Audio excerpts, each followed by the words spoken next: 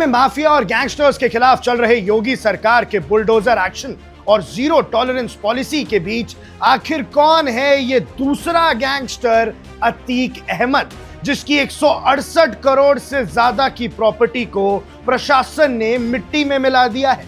प्रयागराज के उस पुराने माफिया अतीक अहमद के बाद अब इस नए अतीक के इंटरनेशनल स्लॉटर हाउस पर प्रशासन का हथौड़ा क्यों चला है और कैसे चलते ही दिल्ली से लेकर यूपी तक के इस पूरे सिंडिकेट के अंदर भूचाल आ गया है। दर्शकों, उत्तर प्रदेश में अपराधियों और माफियाओं के बुरे दिन खत्म होने का नाम नहीं ले रहे हैं। एक तरफ सरकार बदल बदल कर माफियाओं की कमर तोड़ रही है, तो दूसरी तरफ एक और बड़ी कार्रवाई ने पूरे यूपी में हड़कंप मचा दिया है। जलाऊं और बिजनौर प्रशासन ने एक संयुक्त यानी जॉइंट ऑपरेशन चलाकर गैंगस्टर एक्ट के आरोपी अतीक अहमद की 168 करोड़ रुपए से ज्यादा की प्रॉपर्टी को कुर्क कर लिया है। इसी कार्रवाई के तहत बिजनौर में बना एक बड़ा और विवादित ओमार इंटरनेशनल स्लॉटर हाउस हमेशा के लिए सील कर दिया गया है। लेकिन आखिर इस नए अतीक अहमद की क्राइम फाइल क्या है? कैसे इसने क्राइम के दम पर इतना बड़ा साम्राज्य खड़ा किया? चलिए इस पूरी खबर को सिलसिलेवार तरीके से समझते हैं। कौन है ये नया अतीक अहमद और क्या है इसका बैकग्राउंड? सबसे पहले आपको ये क्लियर कर दें कि ये प्रयागराज वाला अतीक अहमद नहीं है जो मारा जा चुका है, बल्कि ये एक दूसरा गैंगस्टर है जिसका नाम भी अतीक अहमद है।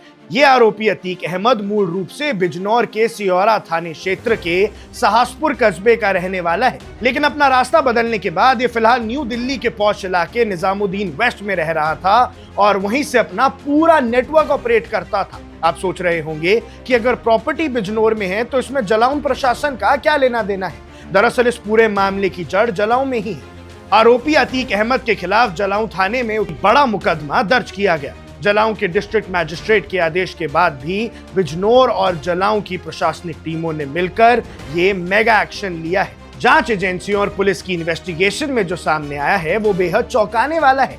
अतीक अहमद कोई छोटा मोटा अपराधी नहीं है। ये अपने गैंग लीडर गुलजार के साथ मिलकर एक ऑर्गेनाइज्ड इंटर डिस्ट्रिक्ट और इंटर स्टेट गैंग यानी एक बड़ा संगठित गिरोह चला रहा है। इस गैंग पर बीफ स्मगलिंग यानी गौमांस की तस्करी, फेक डॉक्यूमेंट्स, फर्जी दस्तावेज तैयार करने और कई दूसरी इलीगल एक्टिविटीज के जरिए मोटी कमाई करने के आरोप हैं। और इसी काले धंधे से कमाए गए पैसे को सेव करने के लिए अतीक ने बिजनौर के यकूबपुर क्षेत्र में लैंड खरीदी और वहां पर ओमार इंटरनेशनल स्लॉटर हाउस यानी एक मॉडर्न मीट प्लांट खड़ा कर दिया है। यानी क्राइम का पैसा सीधा बिजनेस में वाइट करने की कोशिश की गई। अब दर्शकों, वेडनेसडे को ठीक दोपहर 12 बजे जब आम लोग अपने कामों में मशरूफ थे, तब प्रशासन की गाड़ियां बिजनौर के सिहोरा में दाखिल हुई।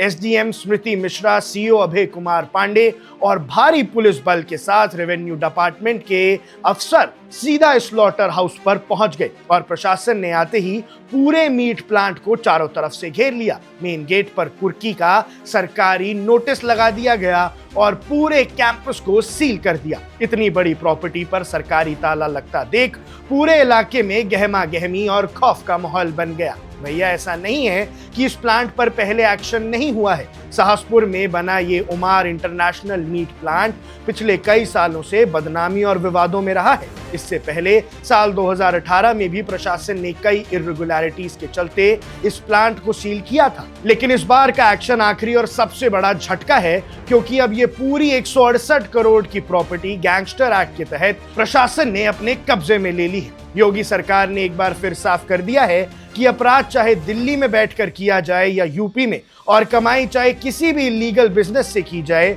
लॉ का हथौड़ा सब पर बराबर चलेगा। 168 करोड़ की ये कुर्की इस बात का सबूत है कि यूपी में अब माफियाओं के फाइनेंशियल नेटवर्क को जड़ से उखाड़ा जा रहा है।